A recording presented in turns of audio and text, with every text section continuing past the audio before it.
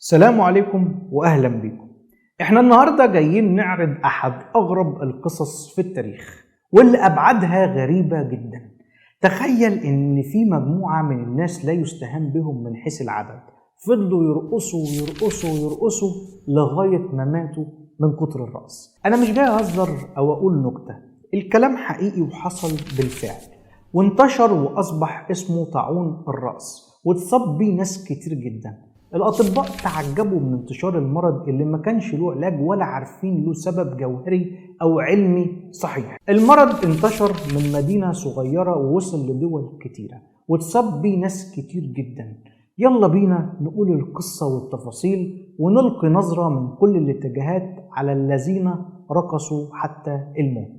قبل ما نسيبكم مؤقتا وناخد الفصل المعتاد، بنطلب منكم من فضلكم الدعم بلايك وشير وسبسكرايب عشان ده بيساعدنا جدا نطور المحتوى ونوصل الحلقة لكل الأرجاء. معاكم أخوكم محمد فرج وانتوا دلوقتي مشرفيني في حياة زمان.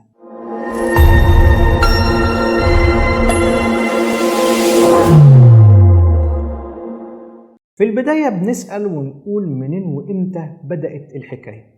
القصة بدأت على إيد السيدة تروفيا فراو في مدينة ستراسبورغ التابعة للإمبراطورية الرومانية في يوليو سنة 1518. تروفيا قررت إن هي تخرج ترقص في الشارع من تلقاء نفسها وبدون سابق إنذار، واستمرت في الرقص تقريبا ساعتين. تعبت وقعدت عشان ترتاح لكنها ما قدرتش تقاوم اللي حصل لها، وكأن في موسيقى شغالة في ودنها محدش سامعها من المحيطين لكنها شغالة في ودنها هي بس. بعد الراحة قامت الست واستمرت كام يوم في الرقص. انت متخيل حد بيرقص بقاله أيام وبدون توقف؟ والناس العادية افتكروها اتجننت، لكن المفاجأة هنا انضمام ما يقرب من 35 شخص ليها وبدأوا يرقصوا بشكل جنوني متواصل بدون توقف ليل ونهار. وإيه اللي حصل بعد كده يا ترى؟ العدد زاد في أغسطس، اللي بيرقصوا بحماس وجنون متواصل وصلوا ل 400 شخص. الأمر وصل للحكام وقتها وما كانوش عارفين إيه السبب. استدعوا الأطباء عشان يحللوا الظاهرة الغريبة بعد تكرارها وانتشارها في كل الأنحاء. الأطباء قالوا إن السبب هو سخونة الدماء أو انتشار الدم الحار في أجسام الناس دي تحديدا دونا عن الناس العادية، وإن الحل إن السلطات تسيبهم يرقصوا ويرقصوا في كل مكان في الشارع وكل حتة، أو لإعادة تنظيم المشهد يبنوا لهم مسارح وقاعات مخصوص يرقصوا فيها لغاية ما يتعبوا ويقرروا إنهم يرجعوا لعقلهم. وإشارات الجسم تقول للعقل لازم ترتاح وخلاص على كده، لأن ده الحل الوحيد ليهم. كمان الأطباء اقترحوا على الحكام إنهم يأجروا الموسيقيين والمحترفين عشان يشجعوا أي مريض جديد على الرقص بشكل منهجي بدون ما يحصل تقلص للعضلات. لكن الأمر زاد خطورة للأسف، وكل اللي بيرقص بيموت بسبب هبوط حاد في الدورة الدموية أو ضعف في عضلة القلب بسبب المجهود الشديد الذي لا يحتمل. الكهنة ورجال الدين اتعاملوا مع الموضوع إزاي؟ رجال الدين ساعتها أمروا بوضع الحالات الصعبة اللي أوشكت على الموت إلى ضريح القديس فيتوس، ووضعوا المصابين تحت نعش خشبي قديم لفيتوس بعد ما سموها لعنة القديس فيتوس، ووضعوا على أيديهم صلبان صغيرة وقاموا بسكب المية والزيوت المقدسة وشغلوا البخور في كل النواحي وقالوا تعويذات لاتينية هوب دبل كيك. كل اللي له حد مصاب سافر بيه إلى ضريح القديس فيتوس. بعد انتشار الخبر كانتشار النار في الهشيم، الكل راح أملا في طلب الغفران وإنه يلاقي حل للوباء اللي استمر أكتر من شهرين مبهدل كل الناس من الرأس. ولكن كل التعاويذ والطقوس ما عملتش حاجة، لأنه مش عفريت هيخرج أو سحر هيزول.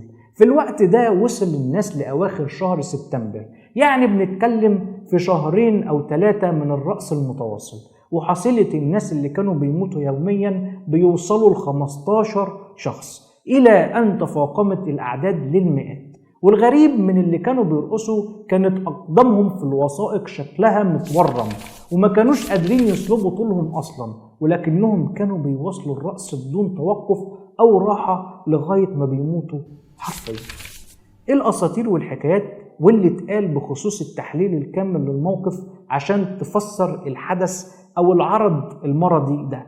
في البداية بعض الدراويش قالوا ان دي لعنة بتصيب كل اللي يعصي الاوامر الالهية، ومع تطور الطب في القرن العشرين حاول بعض الاطباء ان هم يفسروا الامر، وقالوا ان الحركات اللي ظهرت في الرسوم التاريخية اللي بتأرخ الحدث في الكتب والوثائق والمخطوطات كشفت ان الناس كانوا بيرقصوا بشكل غير معتاد عن الرقص الطبيعي، وان ده ممكن يكون مرض صرع فريد من نوعه او تشنجات في العضلات صنفت على انها رقص في الوقت ده.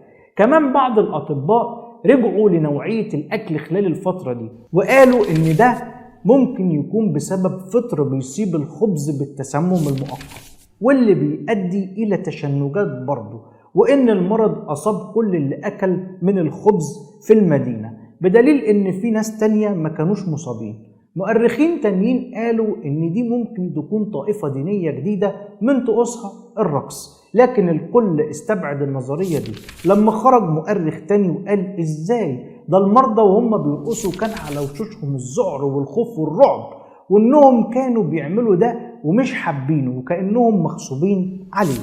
انما القول الاخير قال انها حالة نفسية جماعية اصابت الكل نتيجة انتشار الديون والحروب والمجاعات والامراض والصراعات في الوقت ده تحديدا، وكل العوامل دي ادت الى الهستيريا الجماعية، خصوصا ان المرض انتشر في فرنسا وهولندا واسبانيا وبعض البلاد اللي كانت بتعاني من نفس الظروف الاقتصادية الصعبة. لو عندك تفسير تاني غير اللي قالوه الأطباء والعلماء والمؤرخين بخصوص الموضوع الغريب ده ابقى قول لنا في التعليقات، وما تنساش تدعمنا بلايك للفيديو عشان يوصل لأكبر عدد ممكن من عشاق حكايات الماضي، وما تنساش برضو تلقي نظرة على المصادر في صندوق الوصف لو حابب. فريق عمل حياة زمان يتشرف بمتابعتكم على صفحتنا على الفيسبوك حياة زمان، ولو بتشوفنا على اليوتيوب اعمل سبسكرايب ولايك، ولو عجبتكم الحلقة ما تنسوناش في الدعم والشير. سلام عليكم ونشوفكم دايما على ألف ألف خير.